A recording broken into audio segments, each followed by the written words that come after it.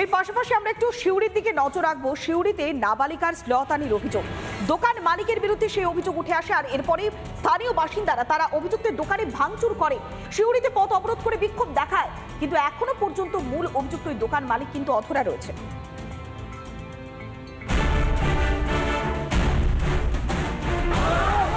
অভিযুক্তের দোকানে ছোড়া হচ্ছে ইট, টেনে নামানো হচ্ছে ব্যানার, জ্বলছে আগুন, পথ অবরোধ করে বিক্ষোভ, পুলিশকে সামনে পেয়ে বিক্ষোভ স্থানীয়দের।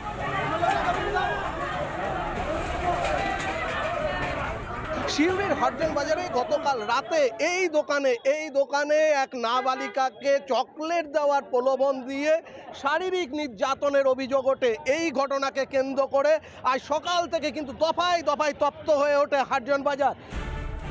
পরিবার ও স্থানীয় সূত্রে খবর, মঙ্গলবার রাতে পাড়ার দোকানে চকলেট কিনতে গিয়েছিল কিশোরী। অভিযোগ, তখনই দোকানে ঢুকে শ্লীলতাহানি করে দোকানদার। বাড়ি ফিরে কিশোরী সব বলে দেওয়ায় ফাঁস হয় দোকানদারের কুকীর্তি।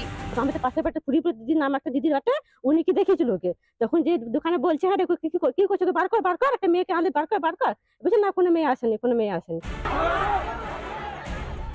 এরপর বুধবার সকাল থেকে এলাকাবাসীর বিক্ষোভে উত্তপ্ত হয়ে ওঠে বীরভূমের সিউড়ির হাটজন বাজার। এই দোকানেও কিন্তু ইট ছোড়া হয়েছে। ক্ষোভ যে কতটা কোন জায়গায় ক্ষোভ পৌঁছেছে সেটা কিন্তু স্থানীয় বাসিন্দারা কার্যত বলেই দিচ্ছেন। আমি ওকে দোকান থেকে টেনে বার করে ওকে 2 থাপ্পড় মেরেছি, মারার পর ও আমাকে সুসাইড করার ভয় দেখাচ্ছে। বাচ্চাটার কাকি এসে ওকে 2-4 বাড়ি মেরেছে, ও পালিয়ে গেছে। তৃণমূলের রাজত্বে বাচ্চা হোক আর বুড়ো হোক, মলেস্টেশন, রেপ, পস্কো কেস এগুলো খুব আকছার ঘটনা। এই নোংরা ঘটনা যে ঘটিয়েছে, সে মাটির তলায় থাকলেও তাকে তুলে নিয়ে আইনে যে পরিভাষা যা আছে তার বিরুদ্ধে ব্যবস্থা করা। উত্তর থেকে দক্ষিণ রাজ্যের নানান প্রান্তে প্রতিনিয়ত ঘটে চলেছে নারী নির্যাতন। মা বোনেদের নিরাপত্তা যেন সোনার পাথর বাটি। কবে সুরক্ষিত হবে ঘরের লক্ষ্মীদের জীবন? আদৌ কি বদলাবে এই পরিস্থিতি? বীরভূম থেকে মনোরঞ্জন চ্যাটার্জির রিপোর্ট, রিপাবলিক বাংলা।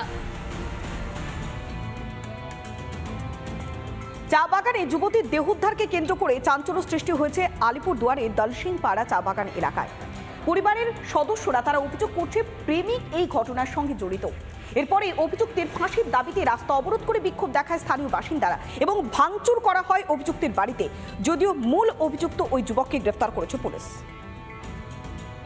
आज मेरा बहन का हुआ, कल और दूसरा बहन का होगा, ऐसे कैसे छोड़ सकता है हम लोग वैसे आदमी को?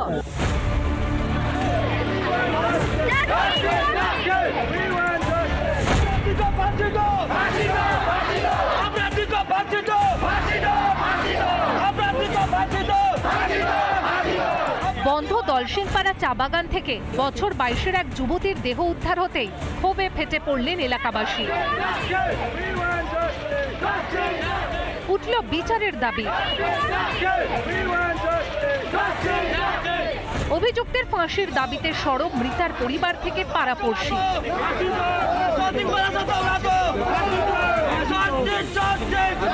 পুলিশের গাড়ির সামনে দাঁড়িয়ে বিক্ষোভ এলাকাবাসীর। স্থানীয়দের আন্দোলনে অবরুদ্ধ এশিয়ান হাইওয়ে। জনতা কিন্তু বর্তমানে এশিয়ান হাইওয়ে 48 এইটা অবরোধ করে কিন্তু বিক্ষোভ দেখাচ্ছে। मेरा बहन को वो मारा है और हम लोग नहीं जाएगा, कैसे हम लोग क्या ऐसे इंसान है क्या? हम लोग को इंसाफ चाहिए, फांसी की सजा चाहिए। পরিবার সূত্রে খবর, যুবতীর সঙ্গে পাড়ারই এক যুবকের সম্পর্ক ছিল। মঙ্গলবার সকালে বাড়ি থেকে বেরিয়ে আর ফেরেনি যুবতী। রাতে চা বাগান থেকে উদ্ধার হয় যুবতীর দেহ।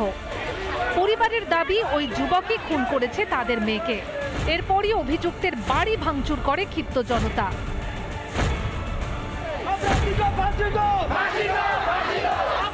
বুধবার সকালে শুরু হয় অবরোধ বিক্ষোভ। পুলিশ মূল অভিযুক্তকে গ্রেপ্তার করলেও খোঁজ নেই বাকি সদস্যদের। আলিপুরদুয়ার থেকে সুদীপ চ্যাটার্জির রিপোর্ট, রিপাবলিক বাংলা। ফের খুন মালদাতে, এবার টোটো চালককে হাসুয়া দিয়ে কুপিয়ে খুন। ইংরেজ বাজার থানার বেলবাড়ি ঘাট এলাকার ঘটনায় রীতিমতো চাঞ্চল্য। যাদের বিরুদ্ধে অভিযোগ তাদের মধ্যে একজনকে গ্রেফতার করেছে পুলিশ। ইতিমধ্যেই একটা বিষয় প্রশ্ন বারবার দানা পাচ্ছে। পুলিশ ফাঁড়ির অদূরেই টোটো চালক খুনের ঘটনায় বারবার প্রশ্নের মুখে জেলার আইন শৃঙ্খলা।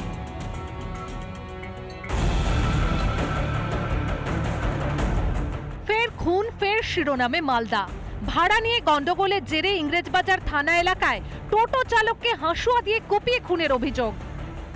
যে দখলগ্রাম লাহিড়িপাড়া জায়গা, ঠিক এই জায়গা যে রাস্তার উপরে দাঁড়িয়ে রয়েছি, এখানেই গতকালকে যে টোটো চালক কাজল ঘোষকে নৃশংসভাবে খুন হতে হয়েছিল। ইট দিয়ে এই জায়গাটিকে পুলিশ ইট দিয়ে এই জায়গাটি ঘিরে ফেলেছে এবং পাশাপাশি সেই ছবি দেখাবো। দেখুন এখনও অবধি রক্তের যে ছিটাফোঁটা সেটা কিন্তু এখনও অবধি পড়ে রয়েছে। সকাল থেকেই এই এলাকায় যাতে আর কোনো উত্তেজনা না হয় সেই ক্ষেত্রে এলাকায় কিন্তু রীতিমতো ইংরেজবাজার থানার পুলিশ কিন্তু মোতায়েন রয়েছে। পাশেই হচ্ছে লুকোচুরি ফাঁড়ি, সেখানেও কিন্তু পুলিশ রয়েছে। টোটো চালায় ভাড়া দিয়েই গন্ডগোল হয়েছে, না কিসের নিয়ে হলো কেমন করবো। আমার স্বামীকে এখান থেকে রামকেলি থেকে অসিত মণ্ডল নিয়ে গেছে লাহিড়িপাড়াতে যে ওখানে ভাড়া নিয়ে না কি নিয়ে ওখানেই গন্ডগোল হয়ে ওখানেই 3 জনে না 4 জনে কেটেছে। আমরা কিচ্ছু চাই না, আমাদের গেছে, আমরা যেন শাস্তি চাই।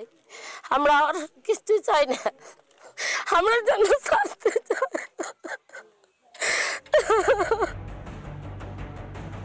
উদ্ধার করে হাসপাতালে নিয়ে আসার পথেই মৃত্যু হয় কাজল ঘোষের।